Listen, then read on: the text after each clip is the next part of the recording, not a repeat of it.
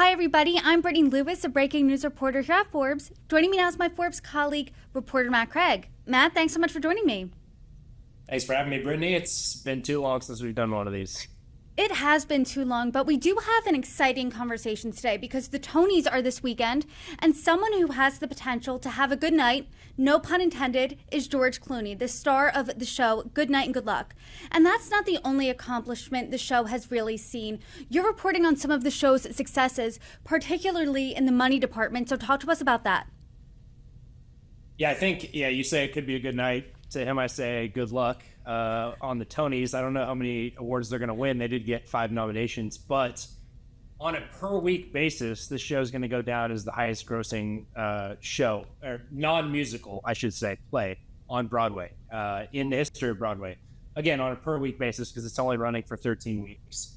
But it's grossed more than $3 million per week on average. And it's the first non-musical to ever hit that $4 million threshold per week. And it's done that 3 times. And in this last week, it probably will again. So 4 times in its run, which is really unprecedented. I mean, for most plays, $1 million in a week, that's considered a success. If you hit the $2 million per week threshold, that's a huge hit. And again, they're averaging over 3 and hitting $4 million a week. So this is a huge hit on Broadway. It's the toast of the town. And obviously him getting the Tonys is a nice cherry on top. The one thing I think it's important to remember, and I want to say this up front, is that it's not like a movie where when a movie is a huge hit, it's because it sells more tickets and it's really popular. I mean, this show is selling out the Winter Garden Theater, but it's not like shows haven't sold out that theater or other theaters before. The only way it's gotten to these incredible gross numbers is ticket prices like we've never seen before. And the clear trend here is that when you have a giant Hollywood star in your cast, you can charge way more money than we thought in the past and still have sold out theaters. I guess the one example I'll say is that the Winter Garden Theater was also where The Music Man played when it had Hugh Jackman. And that show, which was also a musical, was only grossing in like the mid 2 millions, low 3 millions range. And now George Clooney is grossing more than 4 million. Does that mean it's a more popular show? Probably not, but ticket prices are higher than we've ever seen before. And I actually saw The Music Man when it was at the Winter Garden Theater with Hugh Jackman and Sutton Foster. And that's a big draw when Hugh Jackman is headlining as the lead role. I mean, people want to go for that A-list celebrity. And we've seen a theme this year where there are A-list celebrities in Broadway shows this season. So talk to us a little bit about who they are. Right. So to your point, I mean, it's always kind of been a thing on Broadway to have a couple of shows with huge name actors. I guess what's different now is that these are the biggest shows on Broadway. So you have George Clooney in Good Night and Good Luck. You have Denzel Washington, Jake Gyllenhaal in Othello, and then Kieran Culkin, Bob Odenkirk, and Bill Burr and Glengarry Glen Ross. And those are 3 of the 4 highest grossing shows on a per week average of 2025. So I guess the difference was that, when you had last year, Robert Downey Jr., Steve Carell, Jeremy Strong, Rachel McAdams, Eddie Redmayne, there certainly is more of them, and that's a trend that we should definitely talk about why that is. But the difference is with Clooney and Othello and Glengarry Glen Ross is, again, high ticket prices, still being sellout shows, and those being some of the highest grossing shows on Broadway. And I guess I'll throw in Paul Mescal and Streetcar Named Desire, which wrapped up its run in April, so a little bit earlier this year. But really, there's a ton of options for people on Broadway if they want to see those movie stars acting on stage. I want to talk about really how well these shows are performing at the box office because the 2024-2025 season on Broadway was reportedly the highest grossing season in history. Is it because of those high ticket prices? Is it because of the demand of those actors? I mean, what does that look like? So Broadway as a whole is always going to have those tentpole shows. Hamilton is kind of a more recent one, but Wicked and of course Book of Mormon and these shows that are going to be the highest grossing shows every year. They continue to do well. They're a magnet not only for tourists but New Yorkers and theater regulars alike. So those shows are always going to do well. The difference was basically testing out. If you're an investor in one of these shows, you're kind of pushing the envelope. How far can I go? How far can I go when it comes to these ticket prices? And whether it's just this season, you've tried it in the past and it hasn't worked, or this is the first time they tried it and clearly there's more of an appetite than we thought. The price of going to one of these shows, and we can talk about the specifics here, on the upper end. So we're talking the premium seats, up front or in the middle, all those great seats are now regularly between $600 and $900 first run. If you want to buy resale tickets to George Clooney and Good Night, Good Luck, I'll say again, good luck, multiple thousands of dollars probably, but $600 to $900 for those premium seats. And the get-in price is now between like $350 to $500. And, that's still playing to sold out theaters every single show. So that's really where we're seeing the difference with these three shows, is that they're continuing to be a draw no matter how high those ticket prices go. And clearly, if that continues to be the trend, then these small businesses, that is every production, have kind of like a duty to their investors and their producers to continue to raise those prices. So unfortunately, if you're a theater goer, I would say that the projection looking forward is that we're probably going to have higher ticket prices across the board. I mean, these numbers are just incredible. $900 for one ticket to see one show at some points. So you're saying George Clooney's show was bringing in $3 million a week on average, hitting $4 million a week twice. Based on those numbers, clearly there's an appetite for this type of theater. And a lot of these shows, as you reported, have a limited run. They're running for a handful of weeks, 10 weeks, 12 weeks, things like that. Why do these short run productions with Hollywood A-listers, why are they so popular now?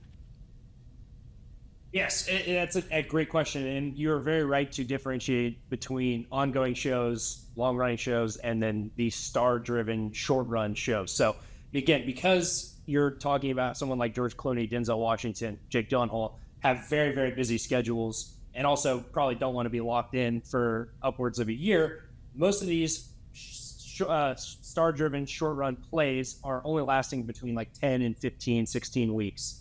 And so because of that, if you're a production, you have to, try to make all your money back and reach recoupment of the investment within 10 to 15 weeks. That's very different than if you were to stage a new musical. The kind of rule of thumb there is that it needs to run for a year. So even Hugh Jackman in The Music Man, that is a star-driven show.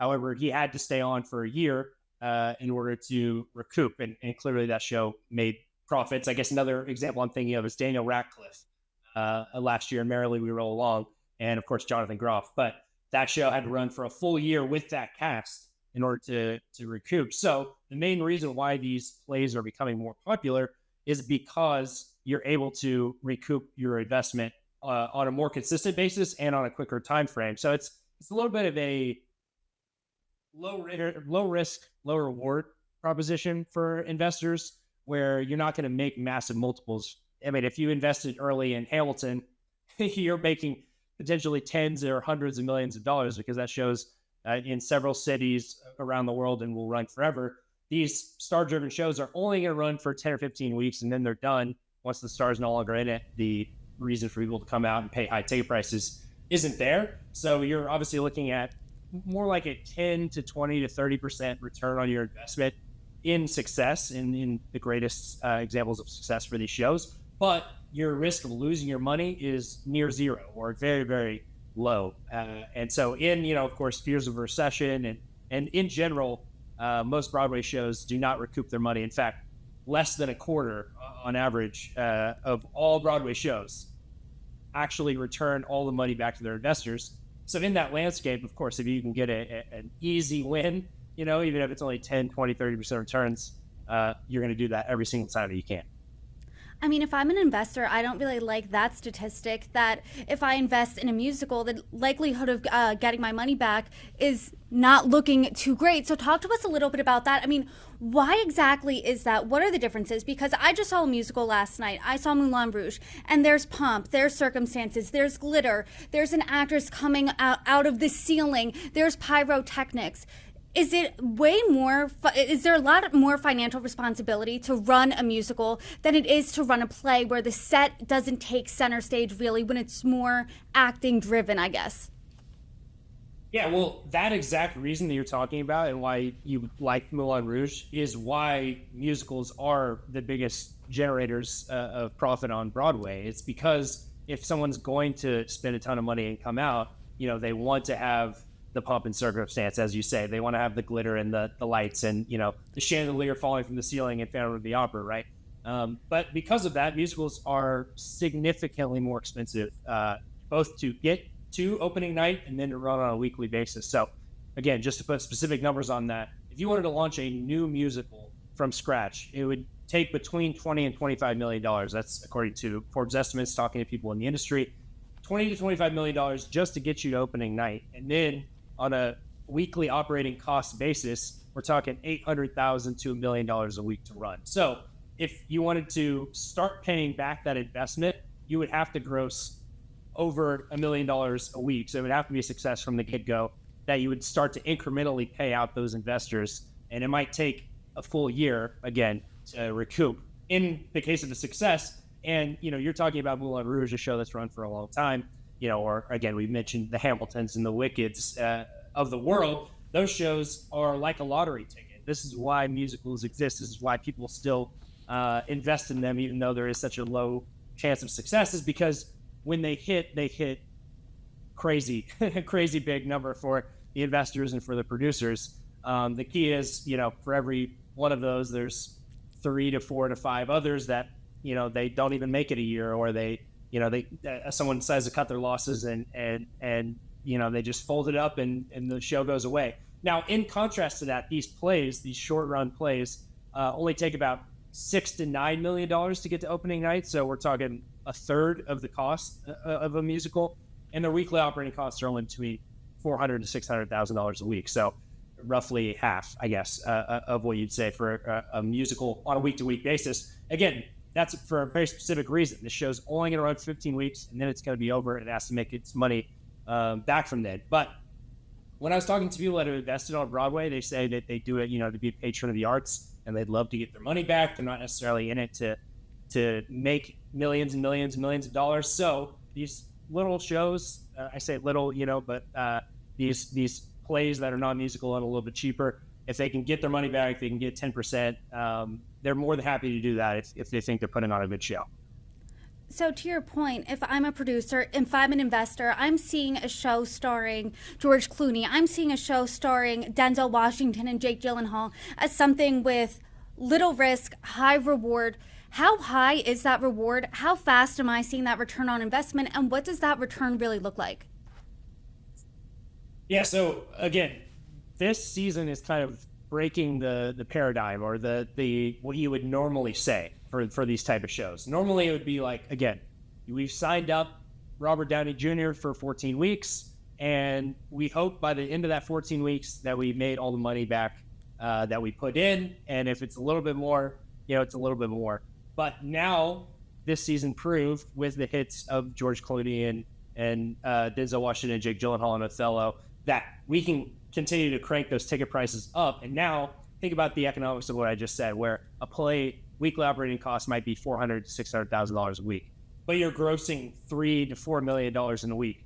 You can pay those investors back very, very quickly. And in fact, George Clooney's Good Night and Good Luck recouped its initial $9.5 million investment in just 7 weeks. So then the next 6 weeks you're running, that's just pure profit going to both the investors and the producers. So I would say, given the success of these shows and given how much money there is to be made, I think you would be, if you're an investor or producer, you would be foolish not to be looking for the next massive star that you could sign up to do one of these shows. So then let's now put ourselves in the shoes of these massive stars. They go on a movie set, they make easily a cool anywhere from 10 million to 30 million to do one movie for a couple of months. Then they're, on the flip side, they're in these shows, they're doing a performance a couple times a week, sometimes a couple times a day. I mean, how much money are they making, and is it worth it for them financially? Yeah, I honestly, that question you just asked, I think, is the more interesting one, because if you're a producer or if you're an investor, it makes total sense. If you can get George Clooney for your production, then you're going to do it every time, right? But why is George Clooney doing it? We reported at Forbes, George Clooney is one of the highest paid actors of last year, and that was because he starred in a movie for Apple called Wolves, where we say that he made $30 million for that movie. If you're a star of that level, for a theatrical release movie, maybe it's $20 million. But of course, so much more than you can make on Broadway. We are estimating that George Clooney is getting $6 million across his run, but that's highly, highly unusual. He owned the underlying IP because he wrote and directed the movie that this show is based on. He co-wrote the stage play for this. He is a producer on the show, and then of course he's the star. So he's making money in several different buckets. The average Hollywood A-lister that's doing Broadway, we estimate only makes like $1 to $2 to $3 million for one of these short run plays. So again, if you're, let's say again, Robert Downey Jr., Steve Carell, and you spend 3 months of your life doing, a show, and you're only making $1-2 million when you can be making 20 plus million to do a movie, why would you do it? And I think it keeps coming back to, the purity of it, of acting. Oftentimes, if you're on a movie set, you might do a take for 45 seconds, a minute, 2 minutes, cut, and then it's an hour, where they're setting up the next shot. And you really actually don't get to act that much versus if you're doing 8 shows a week that are, 2+ hours long, you're just getting to act so much more. You're getting to use that skill. Of course, there's like the famous saying in Broadway that says, movies will make you famous, TV will make you rich, but acting on stage will make you good, right? Theater, Broadway will make you good. So I do think there's a little bit of that, challenging themselves. That's certainly why Denzel Washington keeps coming back every few years to do it, is because I think he genuinely loves it. And I think we also can't discount the idea of you're acting in front of an audience that gives you a standing ovation every night. That certainly has got to help the ego a little bit. So why do these people do it? I think there is a prestige factor associated with it. Clearly, George Clooney is the toast of the town in New York right now, and that's why they do it. But the question is, of course, like how many stars will be swayed by that, will want to be doing it? Because again, if this trend is going to continue and even increase, there have to be stars willing to do it. They are the limiting factor. There's only so many of them, and they of course don't have to do this. There's very few reasons why they'd want to, other than them really, really wanting to get out there.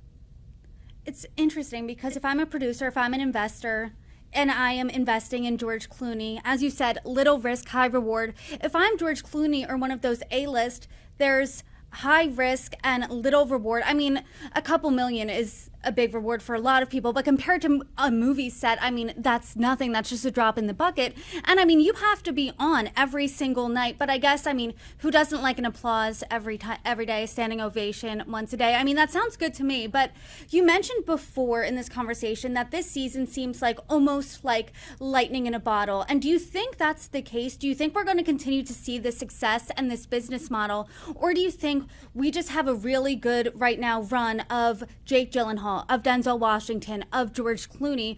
Or do you think that, this success, this business model is going to continue and it can be just as successful with other A-list actors? What I think is that they will certainly try. I mean, this is show business after all, and I think that producers are seeing success and they're trying to replicate it. So like one thing I saw was Harry Potter and the Cursed Child is bringing back the original actor who played Draco Malfoy in the original movies, and now they're bringing him to the Harry Potter and the Cursed Child stage show. Does that happen if the George Clooney Denzel success doesn't happen?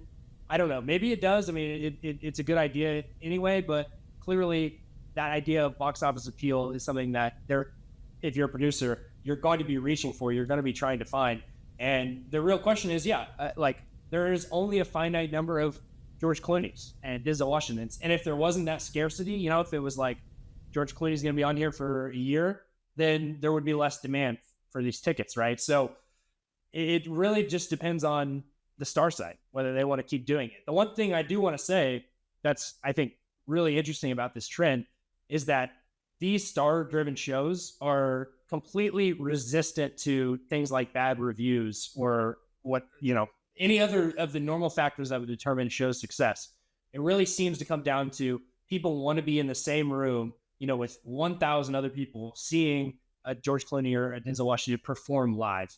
And so, for example, Othello, the show that Denzel and Jake Gyllenhaal are in, didn't get great reviews. Now, Good Night and Good Luck got some really good views, some not so good, and kind of a lot in the middle.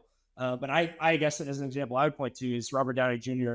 last fall in McNeil was like one of the worst reviewed shows of that year, and yet still was playing to sold out rooms, and the ticket prices weren't we're seeing now. But my point is, people want to come out and see these stars, regardless of maybe how good the show is, just because it's cool to do it. So I do think that if you're if you're a George Clooney, the risk isn't quite as much as you think. I mean, like, there's the idea of, oh, you'll be seen as doing this vanity project, and people will turn on you.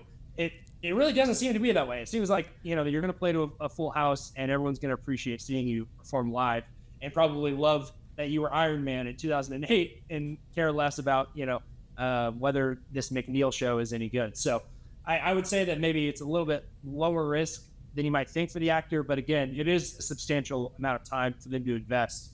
It's not just the 3 months that they're on, but of course, like the preparation and things like that. So it's a pretty all-consuming task, and we got to see how many stars want to keep doing it. And I think another interesting component is that the price tag isn't deterring people either. People will shell out a couple $100, almost $1,000 to be in the same room as George Clooney, to be in the same room as these actors and see them perfect their craft live on stage. So do you see that these high ticket prices, they're not going anywhere?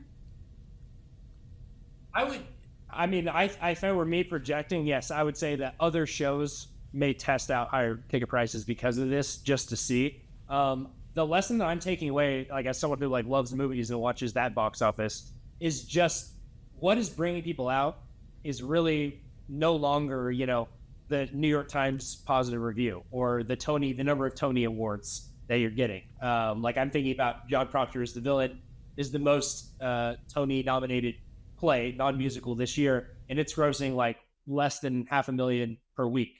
And the reviews were absolutely glowing. So it's either going to be stars or it's, IP. So Harry Potter is a really popular show. Netflix is doing a Stranger Things show.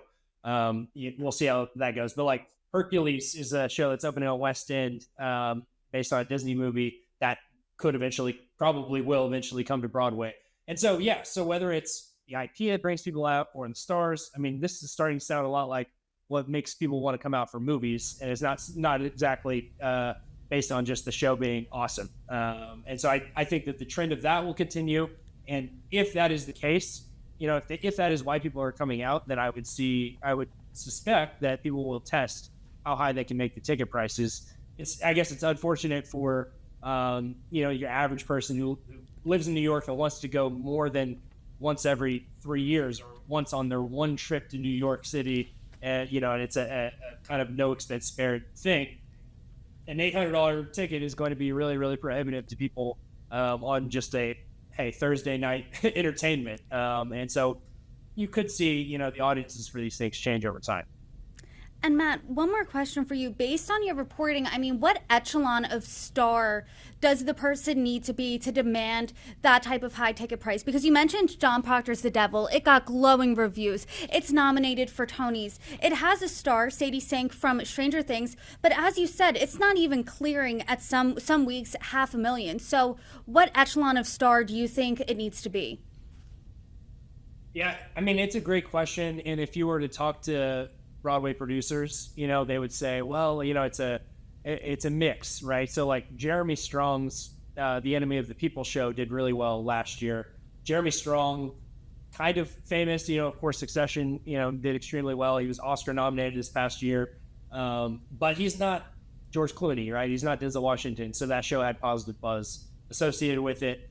But I guess I would just have people look at what shows that they would watch because someone is in it, or what movies they would watch because someone is in it. So Steve Carell is a great example. He was in Uncle Vanya last year. He's the type of guy that I'd love to go see him perform live. And if it clears that test, then it's probably going to work, right? Paul Mescal is a movie star. Of course, he led Gladiator 2 last year. He's not A-list. Everyone knows him, but the people that know him are huge fans, and they will want to go see him. And he's in a show like Streetcar Named Desire, and so people came out. So I would say the same test that you would use for a TV show or a movie is the same test that that producers are going to use. And I would say what they would do if you had a smaller actress like a Sadie Sink, you would still put her as the star of your show. You just wouldn't have those insane ticket prices. And then as the caliber of star goes up and up, you start to ratchet up how much you could charge, and hopefully still play to pretty full ribs. Matt, really interesting reporting. I appreciate your time today. Thanks for joining me. Thanks for having me.